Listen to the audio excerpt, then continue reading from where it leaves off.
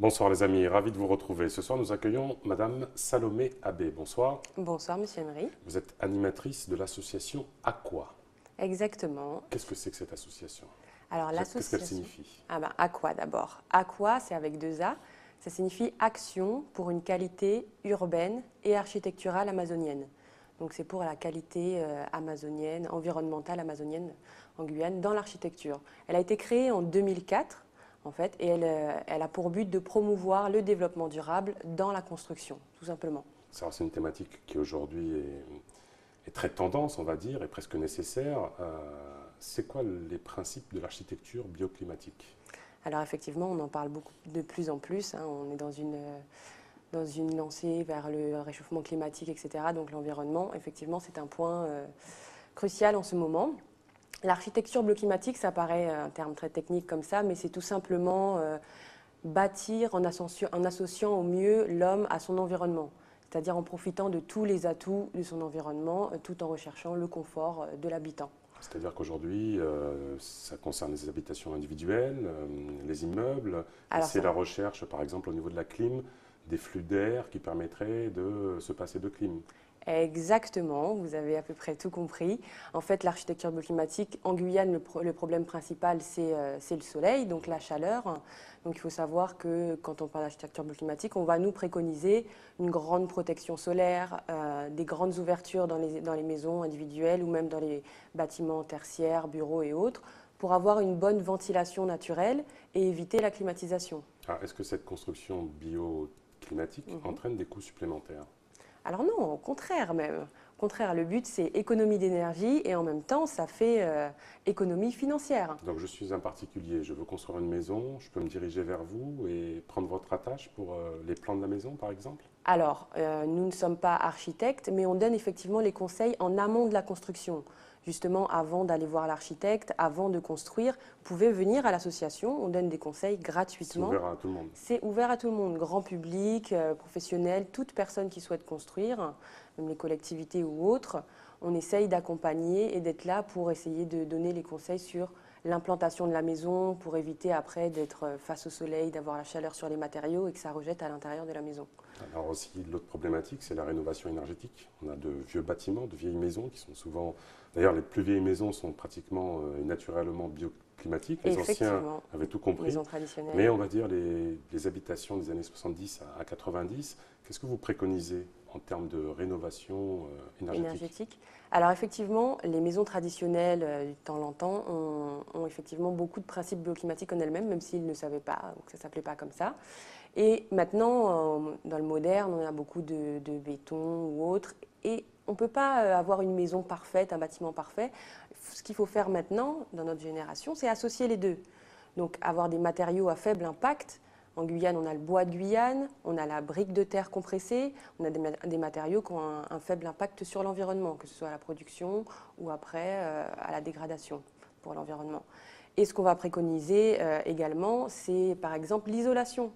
L'isolation, on n'y pense pas beaucoup parce qu'on est en Guyane et que c'est la chaleur, on préconise pour l'hiver dans l'Hexagone, mais en fait c'est très utile, ça réduit de 2 à 3 degrés à l'intérieur de la maison. À ce point-là. Ah oui, à ce point-là. Et on peut mettre 10 cm d'isolant. Il y a beaucoup d'entreprises qui travaillent dans l'isolation en Guyane. Il y en a d'ailleurs aujourd'hui qui sont certifiées RGE. C'est la première année que ça arrive. Ça veut dire quoi, RGE? RGE, reconnu garant de l'environnement. À partir de là, les entreprises peuvent... Il y a des entreprises locales qui sont labellisées. Eh oui, ça y est, cette année, on a eu la confirmation il y a à peine 2 semaines. Donc 3 entreprises de Guyane. Je vous invite à vous rapprocher de l'association pour avoir plus de détails. Mais effectivement, il y a beaucoup d'entreprises qui se lancent dedans. Et il y a du savoir-faire en Guyane. Il y a beaucoup de savoir-faire. Il y a des bâtiments qui ont été construits qui sont à énergie positive. Le Qu'est-ce qu'on PFA, appelle énergie positive? c'est-à-dire un bâtiment qui produit plus d'énergie qu'elle n'en consomme. D'accord. C'est-à-dire le PFA qui est à Matoury, à la Chaumière, a des panneaux solaires, consomme de l'énergie, mais elle en produit plus. C'est-à-dire que grâce aux panneaux solaires, elle va gagner de l'énergie et consommer, comme elle est faite avec des matériaux locaux qui ne prennent pas la chaleur, qu'elle a une bonne ventilation et des grandes ouvertures, elle n'utilise pas beaucoup de climatisation et grâce aux panneaux solaires, elle va récupérer de l'énergie qu'elle va revendre à EDF. C'est quoi les éco-gestes? Alors les éco-gestes, pour être simple, on dira c'est les gestes du quotidien que toute personne qui ne peut pas faire de travaux chez lui ou qui ne peut pas construire une maison peut faire pour économiser, pour faire de l'économie sur l'énergie Des et exemples? sur ses finances.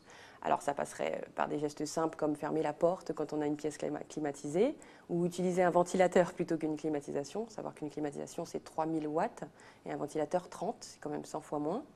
Ou simplement éteindre la lumière en partant, ou simplement utiliser des lampes à basse consommation, aujourd'hui des lampes LED, des petits gestes comme ça, ou pour... Vous travaillez avec les bailleurs sociaux, par exemple, pour les inciter à envisager des constructions qui respectent l'environnement ou avec la préfecture pour donner des contraintes en termes de construction? Oui, alors il y a des réglementations qui sont en place pour les maisons individuelles, mais pas pour les bâtiments de bureaux, mais c'est ce qu'on est en train de travailler. Et effectivement, on est en contact avec des professionnels, avec les collectivités, et on essaye de faire des événements et des débats pour amener tout le monde à réfléchir à une nouvelle réglementation pour le respect de l'environnement, et puis à ce que chaque professionnel, en allant travailler, pense d'une autre manière au respect de l'environnement et à contribuer à réduire son empreinte écologique. Qui sont les membres de l'association Aqua? De l'association Aqua. Alors on a des ingénieurs et des architectes. On a 5 membres du bureau. Donc Monsieur Laurent Clodo est le président, qui est ingénieur. On a Laurent Chamou, secrétaire adjoint. On a Fabien Berthez. Il y a combien de personnes Il y a 5 personnes au bureau et 2 salariés. Cette année, on va avoir 2 nouveaux salariés, donc 4 membres permanents. Donc c'est vraiment mettre le paquet. Ouais, sur là cette ça se thématique. lance bien. L'entreprise est assez, enfin l'association s'agrandit, ça fait plaisir à voir. On rentre dans la formation cette année, justement au niveau des organismes de formation, le lycée de Balata, RSMA, etc., où on va pouvoir accompagner les professeurs pour ajouter des modules au cours sur le RGE, par exemple, reconnu garant de l'environnement, la certification, les matériaux locaux, etc. Des actions, d'autres actions de l'association que vous pouvez nous citer? Bien sûr. Alors l'association, l'année dernière, on a eu le concours Aqua Award qui a été organisé par l'association Aqua Oua? Aqua Awards. Ouais. Ah, Aqua Awards. Voilà. Ok. Excusez mon accent. Non, mais il a permis surtout de mettre en valeur les bâtiments guyanais exemplaires, je dirais, donc le PFA qui a énergie positive, l'IME, l'Institut médico-éducatif de Rémuer-Montjoly, qui a aussi été construit à partir de terre crue, de bois et qui a une bonne ventilation naturelle. Et donc, oui, on essaye de promouvoir au maximum. Et avec votre invitation aujourd'hui, ça nous permet aussi de diffuser un peu la connaissance et puis de donner C'est la des idées. mission d'ATV d'être le plus pédagogue possible. Dernière petite question. Je suis un particulier ou un professionnel, je cherche à vous contacter. Je vais où? Alors, on est au 13 avenue Léopold-Lédère. On est avec la Maison des Architectes qui nous loge et qu'on Vous avez un site remercie en internet? passant. Oui, aqua.fr. AQUAA.fr si vous voulez nous retrouver. Merci beaucoup, Madame Salomé Abbé. Les amis, les programmes continuent sur ATV. Tchambé.